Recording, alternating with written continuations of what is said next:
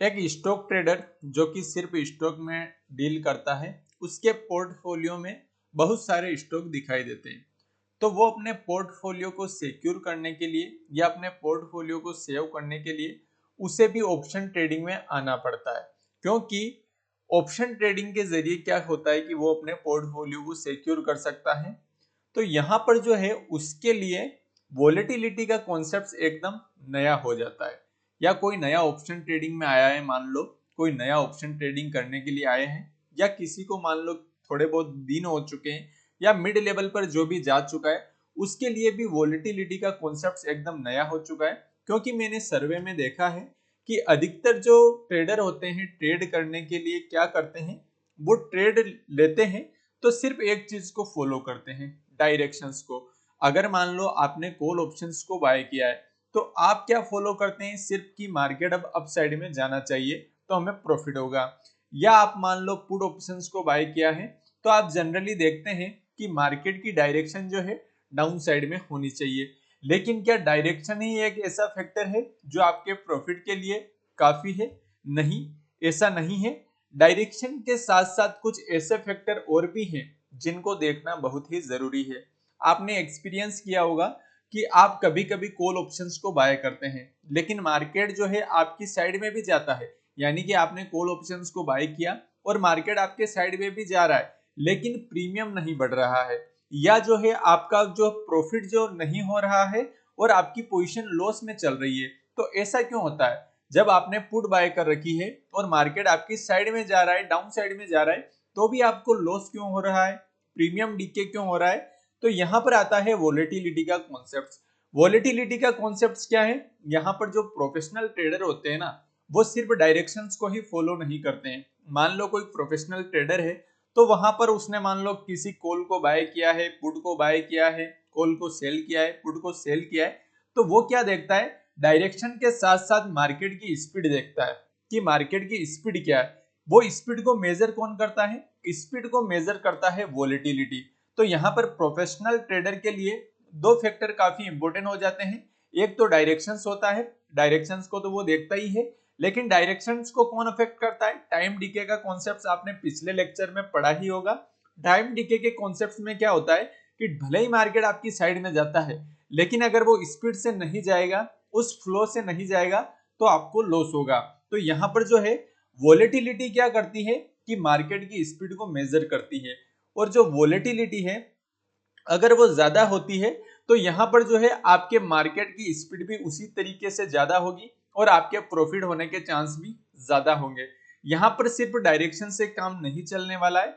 इसीलिए आप एक्सपीरियंस करते हैं कि हमने कॉल बाय किया तो भी हमें लॉस क्यों हो रहा है जबकि मार्केट अपने साइड में जा रहा है। तो आज हम क्या करेंगे, आज हम मार्केट की स्पीड को जानने की कोशिश करेंगे और कैसे मार्केट की स्पीड को मेजर किया जाता है, जो कि कॉन्सेप्ट है वोलेटिलिटी का, उसको हम यूज करने की कोशिश करेंगे। प्रोफेशनल ट्रेडर कैसे वोलेटिलिटी का यूज करते हैं और अच्छा खासा प्रॉफिट कमाते हैं, ये सारी चीजें आज की वीडियो में हम डिस्कस करने वाले हैं। तो चलो चलते हैं और स्टार्ट करते हैं।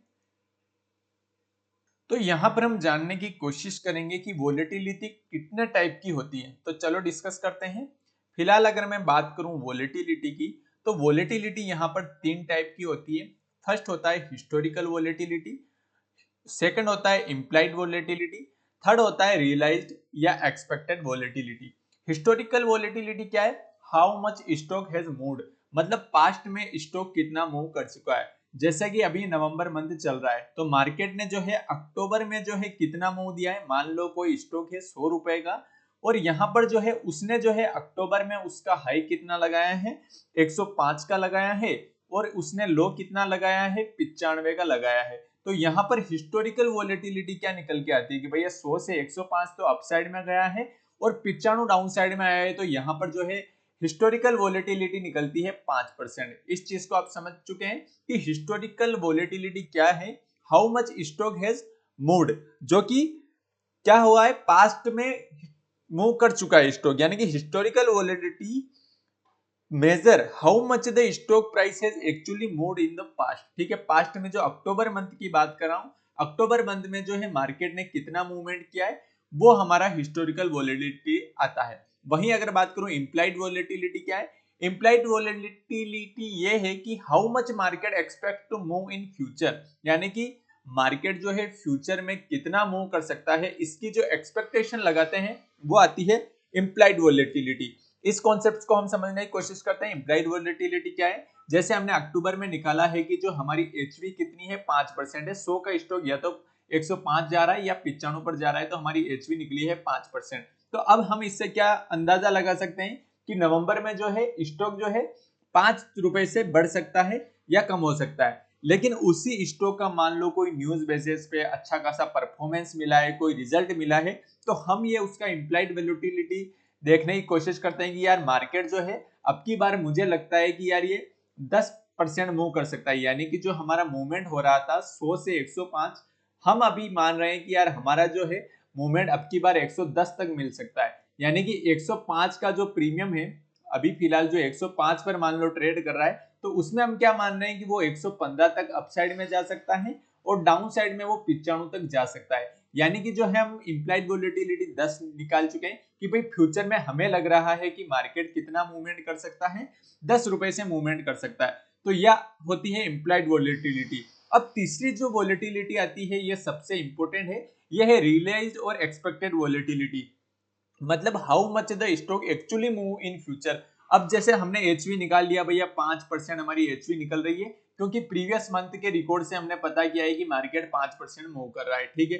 फिर हमने क्या अंदाजा लगाया है कि फ्यूचर में मार्केट अभी न्यूज बेसिस पे अच्छा इसकी न्यूज आई है तो मार्केट 10 रुपए भी मूवमेंट कर सकता है, तो हमने जो है आईवी निकाल ली है 10%। अब रियली जो है नवंबर में क्या होता है हम देखते हैं। रियली जो है नवंबर में क्या होता है कि जो 100 का स्टॉक है वो रियली जो है 105 तक ही जाता है, यानी कि जो 100 का स्टॉक है वो रियली 105 तक जाता है।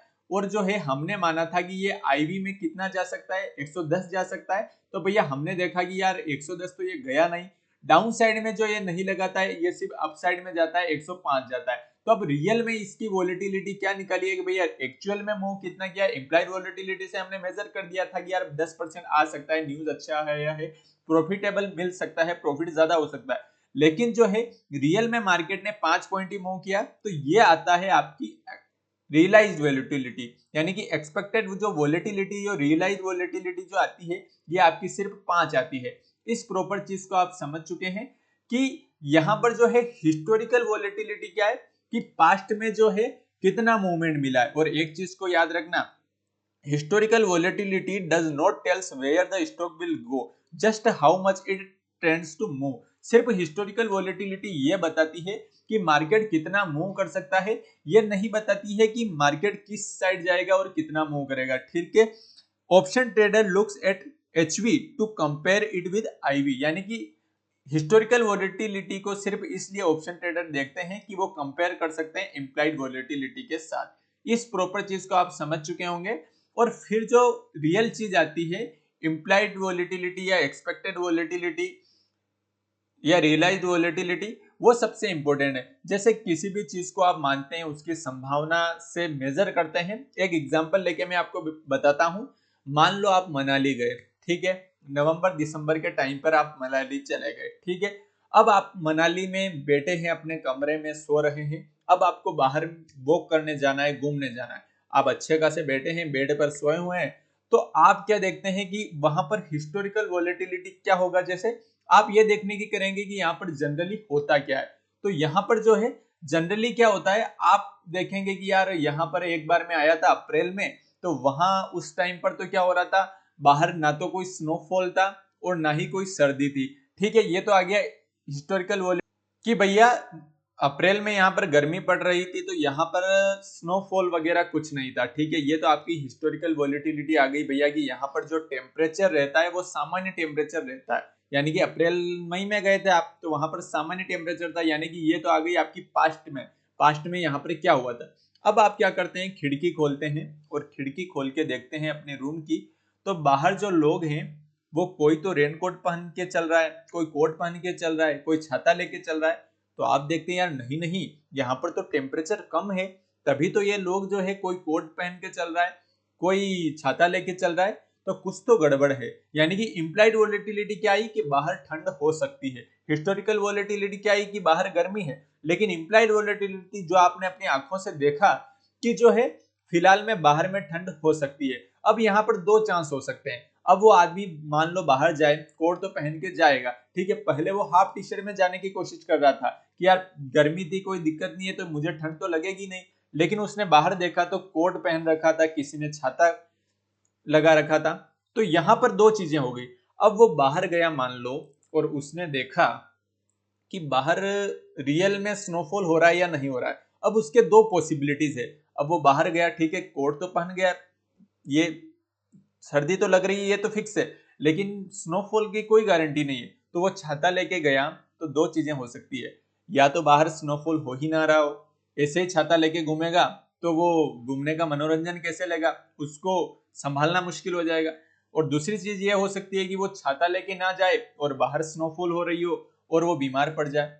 तो इस ये क्या कब पता चलेगा? ये जाने के बाद ही पता चलेगा कि वो बाहर जाएगा और देखेगा कि बारिश हो रही है, स्नोफॉल हो रहा है या नहीं हो रहा है। उससे वो पता लगाएगा कि यहाँ पर जो है छाता लेके जाना है या नहीं जाना है। तो हिस्टोरिकल वोलेटिलिटी मतलब यहाँ पर गर्मी थी। इम्प्लाइड वोलेटिलिटी मतलब उसने देखा बाहर तो नहीं, गर्मी नहीं है भैया, सर्दी है, और कोई कोई छाता लेके भी चल रहा है। और जो एक्सपेक्टेड और रियलाइज्ड वोलेटिलिटी है, वो बाहर जाके पता करेगा कि यार हाँ यार, यहाँ पर तो रियल में बारिश हो रही है, छाता लेके आया तो ठीक। या मान लो स्नोफॉल नहीं हो रहा है और छाता लेके चला गया, तो यार इस छाता को कौन संभालेगा? तो इस आप एग्जांपल से समझ चुके होंगे कि तीनों वोलेटिलिटी कैसे अपने आप में डिफरेंस होती है, लेकिन सभी अपने आप में जुड़ी हुई है। आप हिस्टोरिकल वोलेटिलिटी से पास्ट चेक करते हैं, इम्प्लाइड वोलेटिलिटी से अपने आंखों से देखते हैं क्या हो रहा है, क्या हो सकता है फ्यूचर में। लेकिन जो है एक्सपेक्टेड एंड रियलाइज्ड वोलेटिलिटी जब आप रियलाइज करेंगे, जाके देखेंगे, तभी आपको पता चलेगा। ये मैंने एक जनरली एग्जांपल लेके बताया है। अब हम आपको थ्योरेटिकली समझने की कोशिश करते हैं कि कैसे ये रियल मार्केट में वर्क करती है। अब हम देखते हैं वोलेटिलिटी को कैलकुलेट कैसे किया जाता है। जैसा कि हमने पहले पढ़ा है, जैसे कि आपने पढ़ा होगा, हमने ऑप्शन प्राइसिंग के लिए कौन सा मॉडल पढ़ा था? ऑप्शन प्राइसिंग के लिए हमने ब्लैक शोल्स का मॉडल पढ़ा था, आपको पता ही होगा, ठीक है। ऑप्शन प्राइसिंग के लिए हमने ब्लैक शोल्स का मॉडल पढ़ा था। उसमें क्या हुआ था? उसमें जो हमारे 6 फैक्टर थे, ये फैक्टर हम किसी फॉर्मूले में रखते थे। जो ब्लैक शोल्ड मॉडल्स की इक्वेशन हमने प्रीवियस लेक्चर में पढ़ी है, अगर आपने नहीं देखी है तो आप अभी जाके विजिट कर सकते हैं। यहाँ पर जो है, यहाँ पर एक्सरसाइज हमने पढ़ा था, exercise price, underline price, time, interest rate, dividend, volatility. ये जो 6 फैक्टर होते हैं, ये हम उस फॉर्मूले में रखते हैं जिससे हमारा प्राइसिंग मॉडल तैयार होता है, और हमारी जो थ्योरेटिकल वैल्यू आती है वो निकल के आ जाती है कि भैया उस ऑप्शंस की वैल्यू क्या है। जैसे अभी मैं यहाँ पर एग्जांपल लूं कि हमें कोई 105 रुपए की कॉल बाय करनी है, ठीक है। 105 रुपए की कॉल हम बाय करने वाले हैं, ठीक है। तो अब यहाँ पर जो है हमारी एक्सरसाइज प्राइस क्या होगी? एक्सरसाइज प्राइस हमारी 105 ही होगी, क्योंकि हम 105 रुपए की कॉल बाय करने वाले हैं। अंडरलाइन प्राइस क्या है? अंडरलाइन प्राइस जो कि हमने प्रीवियस लेक्चर में पढ़ी है, आप निकाल सकते हैं और उस वीडियो को देख सकते हैं। हमने निकाली थी 98.5 हमारी इसी एग्जाम्पल के लिए अंडरलाइन प्राइस आई थी, ठीक है। टाइम आप मान लीजिए 3 मंथ के लिए हम इसे प्लान कर रहे हैं, इस ऑप्शंस को जो है कोई भी ट्रेड है इसको 3 मंथ के लिए टाइम प्लान कर रहे हैं, ठीक है। इंटरेस्ट रेट की बात करें, आप मान लीजिए 6% हम इंटरेस्ट रेट पर जो है हमारा जो बचेगा पैसा उसको इंटरेस्ट पे देंगे। डिविडेंड जो है, मान लो स्टॉक यहाँ पर कोई डिविडेंड नहीं दे रहा है, ठीक है। वोलेटिलिटी जो मान लो 25% यहाँ पर वोलेटिलिटी है। तो जब आप इसकी प्राइसिंग मॉडल करते हैं और ये सारे फैक्टर्स को उस ब्लैक शॉर्ट्स इक्वेशंस में रखते हैं, तो थ्योरेटिकल वैल्यू क्या आती है? थ्योरेटिकल वैल्यू आती है 2.94। जबकि हम मार्केट में उस ऑप्शंस की रियली वैल्यू देखें, 105 के कॉल की हम रियली वैल्यू देखें, तो मार्केट्स वैल्यू क्या आ रही है? मार्केट की उसकी वैल्यू आ रही है 3.60। तो यहाँ पर क्या डिफरेंस हो सकता है? हमारी मार्केट की वैल्यू जो आ रही है वो 3.60 आ रही है, जबकि हमारी थ्योरेटिकल वैल्यू आ रही है 2.94। यानी कि इसमें से कौन सी चीजें हैं जो चेंज हो सकती है? यानी कि एक्सरसाइज प्राइस और अंडरलाइन प्राइस तो फिक्स है, ये तो चेंज होने वाली नहीं है, क्योंकि हम 105 रुपए की कॉल बाय कर रहे हैं और ये वैल्यू हमने कल निकाली थी। टाइम यहाँ पर चेंज होने वाला नहीं है, टाइम भी कांस्टेंट है, यानी कि 3 मंथ जो है कांस्टेंट रहने वाला है। इंटरेस्ट रेट बैंक का फिक्स है भैया 6%, डिविडेंड 0 है, तो ये चीजें सारी फिक्स रहेगी। तो यहाँ पर कौन सी चीज मुझे डिफरेंस लग रही है? यानी कि वोलेटिलिटी कुछ डिफरेंस हो सकती है। यानी कि इन 5 फैक्टर्स को हम निकलते हैं। एक बार तो देखो 6 इनपुट डालते हैं हम, ठीक है, 6 इनपुट डाल रहे हैं। 6 इनपुट डाल के हम क्या कर रहे हैं? ऑप्शंस का प्राइस निकाल रहे हैं। अब जो है यहाँ पर हमें क्या लग रहा है? हमें ये लग रहा है कि भैया यहाँ पर वोलेटिलिटी चेंज है। तो जो है अब जो है वोलेटिलिटी को हम निकालने के लिए क्या करेंगे, सिर्फ 5 इनपुट डालेंगे, 5 इनपुट डाल के ऑप्शंस की प्राइस निकालेंगे। ऑप्शंस की प्राइस निकालने के बाद क्या करेंगे, हम उससे हम वोलेटिलिटी को कैलकुलेट करेंगे। वोलेटिलिटी को कैसे कैलकुलेट करेंगे, 5 फैक्टर डालेंगे उस फॉर्मूले में, उससे ऑप्शंस की प्राइस निकल जाएगी थ्योरेटिकल, उस हिसाब से फिर वोलेटिलिटी निकालेंगे। तो यहाँ पर वोलेटिलिटी कितनी आती है, वहां पर हमने 25% माना था, लेकिन वोलेटिलिटी कितनी आई, 28.50% आई, यानी कि वोलेटिलिटी ज्यादा आई है। इससे हमें क्या पता चला, ये दोनों एक दूसरे पर डिपेंड करते हैं, मतलब ऑप्शन प्राइस और वोलेटिलिटी दोनों एक दूसरे पर डिपेंड करते हैं, क्योंकि ऑप्शन प्राइस अगर ज्यादा होगा तो वोलेटिलिटी भी उसी हिसाब से ज्यादा होगी, और वोलेटिलिटी अगर कम होगी तो ऑप्शन प्राइस भी उसी हिसाब से कम होगा। ये दोनों फैक्टर एक दूसरे में डिपेंड करते हैं। तो मान लो वोलेटिलिटी यहाँ पर जो है हमने एक्चुअल वैल्यू निकाली कि वोलेटिलिटी की वैल्यू क्या आई, 28.50 आई। तो इससे हमें क्या पता चला, इससे जो हमें ये पता चला है कि हमने जो वोलेटिलिटी मानी थी वो वोलेटिलिटी कितनी थी, 25% थी, लेकिन हमें उसे एक्चुअल में निकालने की कोशिश की तो वो वोलेटिलिटी कितनी आई, 28.50 आई, यानी कि वोलेटिलिटी ज्यादा आई है। तो इससे हमें क्या पता चलता है, इससे हमें ये पता चलता है, तो वोलेटिलिटी से हम कैसे पता कर सकते हैं कि मार्केट में अभी हमें ऑप्शंस को सेल करना चाहिए या बाय करना चाहिए। चलो एक बार मैं समझाने की कोशिश करता हूं। मान लो हमने कोई कैलकुलेट की है आईवी, वो आती है 25%, ठीक है, लेकिन जो है, चलो एक बार मैं बोर्ड पर समझाने की कोशिश करता हूँ। यहाँ पर जो है आप मान लो, ये चीजें मान लो कि आपकी जो कैलकुलेट आईवी है, आपने कैलकुलेट की है फॉर्मूले में, वो 25% आती है, ठीक है, लेकिन मार्केट की आईवी मान लो 30% है, यानी कि 5% आईवी ज्यादा है। तो ये ओवर प्राइस नहीं लग रहा आपको, यानी कि आईवी ज्यादा है, जबकि आपने कैलकुलेट किया है उसमें 25% ही आ रहा है, लेकिन यहाँ पर मार्केट की आईवी 30% है, यानी कि आपको पता चल चुका है कि अभी आईवी ज्यादा है, ऑप्शन डिक्रीज होने वाला है। तो यहाँ पर आप क्या कर सकते हैं, ऑप्शंस को सेल कर देंगे। इससे आपको आसानी से पता चल जाएगा कि यार अभी ऑप्शंस को सेल करना है, ठीक है, ये तो आपको पता चल चुका है। अब मान लो आपने आईवी कैलकुलेट की, वो 25% है और मार्केट की आईवी 20% है, यानी कि ये -5 है। आपको क्या लग रहा है, यार आईवी इसकी 25 होनी चाहिए, जबकि मार्केट की आईवी कितनी आ रही है, 20 क्यों आ रही, तो ये 5 कम है। इसका अर्थ है आप ऑप्शंस की जो है वैल्यू है अभी कम है, यानी कि अंडर वैल्यू ऑप्शन ट्रेड कर रहा है, तो आप उस ऑप्शन को क्या कर सकते हैं, बाय कर सकते हैं। यानी कि आईवी के डिफरेंस से आप पता चला सकते हैं कि आपको ऑप्शंस को बाय करना है या सेल करना है। जैसे आपका कोई भी ऑप्शन से अभी मैं आपको दिखा देता हूं। यहाँ पर मान लो एटीएम है, ठीक है, ये एटीएम है, और आप जो है ये ओटीएम मान सकते हैं और ये आईटीएम मान सकते हैं, ठीक है। हम कॉल को बाय कर रहे हैं, ठीक है, 100 रुपए की कॉल को बाय करेंगे। तो मान लो 100 का कोई स्टॉक चल रहा है, अभी फिलहाल 100 रुपए का एटीएम चल रहा है, ठीक है। यहाँ पर जो है 5.40 रुपए का एक ऑप्शन है, ठीक है, 5.40 का आईटीएम पर उसकी प्राइस, आईटीएम ऑप्शन की 5.40 है, वहीं जो है ओटीएम के उस ऑप्शन की प्राइस 3.60 है, ठीक है। यानी कि अब यहाँ पर आप कौन से ऑप्शंस को पहले बाय करोगे, ये कैसे डिसाइड करोगे, तो क्योंकि भैया यहाँ पर हमें क्या लग रहा है कि जो है हमारा जो है ये 5.40 में जो है हमें जो है ज्यादा पैसे देने पड़ेंगे, तो ये हमारा मोर एक्सपेंसिव है, यानी कि ये हमारा मोर एक्सपेंसिव है। तो हम क्या करते हैं, इसकी वोलेटिलिटी देखने की कोशिश करते हैं। इम्प्लाइड वोलेटिलिटी हमारे लिए इंपॉर्टेंट है, तो इसकी इम्प्लाइड वोलेटिलिटी हम देखते हैं। तो मान लो इसकी इम्प्लाइड वोलेटिलिटी हमने मेजर की और वो आ रही है मार्केट में 27.51, ठीक है, और इसकी इम्प्लाइड वोलेटिलिटी हमने निकालने की कोशिश की तो वो आ रही है 28.50, यानी कि किसकी इम्प्लाइड वोलेटिलिटी ज्यादा है, यानी कि दोनों में कोई ज्यादा डिफरेंस नहीं है। तो इससे मोर एक्सपेंसिव कौन हुआ, कोई मोर एक्सपेंसिव नहीं हुआ। आप कौन से भी ऑप्शंस को बाय करें तो यहाँ पर प्रॉफिट हो सकता है। बस आपको वोलेटिलिटी के कॉन्सेप्ट में देखना है, प्रीमियम को नहीं देखना है। प्रीमियम को देखकर आपके पता नहीं लगाना है कि ये मोर एक्सपेंसिव है या हाई एक्सपेंसिव है। यानी कि अगर वोलेटिलिटी जो है, कुल मिला के आज के कॉन्सेप्ट से हम यही समझे हैं कि हमने जो वोलेटिलिटी मेजर की है, कैलकुलेट वोलेटिलिटी जो है हमारी मार्केट वोलेटिलिटी से ज्यादा आ रही है। तो इसका अर्थ क्या है कि हमारी कैलकुलेट वोलेटिलिटी तो ज्यादा है, जबकि मार्केट की वोलेटिलिटी जो है कम है। इसका अर्थ क्या है, इसका अर्थ है हमें ऑप्शंस को सेल कर देना चाहिए, ठीक है, सेल कर देना है, क्योंकि भैया अभी वोलेटिलिटी ज्यादा है और मार्केट की कम है। इसका अर्थ है मार्केट में जो है सेलिंग का प्रेशर बनने वाला है, ठीक है, और हमारे ऑप्शंस डिक्रीज होने वाले हैं, ठीक है। वहीं पर अगर मान लो हमने कैलकुलेट की है, वो आई 25%, लेकिन मार्केट की वोलेटिलिटी 20% ही है, तो यहाँ पर क्या होगा कि वोलेटिलिटी तो 25% है लेकिन मार्केट की वोलेटिलिटी 20% है, यानी कि ये अंडर वैल्यू ट्रेड कर रहा है। तो उस ऑप्शंस को हम क्या करेंगे, बाय करेंगे। यानी कि बाइंग वर्सेस सेलिंग को हमने समझने की कोशिश की कि वोलेटिलिटी के कॉन्सेप्ट से हम कैसे पता चला सकते हैं कि हम ऑप्शंस को बाय करना है या सेल करना है। आशा करता हूँ वीडियो हेल्पफुल लगा है और यहाँ से आप छोटा मोटा भी अंदाजा लगा सके हो अगर कि वोलेटिलिटी का कॉन्सेप्ट कैसे वर्क करता है और आप कैसे जो है प्रोबेबिलिटी को बढ़ा सकते हैं ऑप्शन बाइंग या सेलिंग की जो भी आपकी प्रोबेबिलिटी है उससे आप बढ़ा सकते हैं प्रॉफिटेबल होने का। यहाँ पर historical volatility, implied volatility and जो है एग्जीक्यूटेड वोलेटिलिटी का हमने समझने की कोशिश की। एक चीज जरूर है, इम्प्लाइड वोलेटिलिटी बढ़ेगी तो आपकी जो रियलाइज्ड वोलेटिलिटी भी बढ़ेगी, उससे आपका डायरेक्शंस का जो अंदाजा लगाया है उसकी प्रोबेबिलिटी बढ़ जाएगी। यानी कि आप डायरेक्शंस के साथ तो ट्रेड कर ही रहे हो, लेकिन एक बार आप वोलेटिलिटी देख लेंगे तो आपकी डायरेक्शंस में जाने की मार्केट की प्रोबेबिलिटी आप चेक कर सकते हो।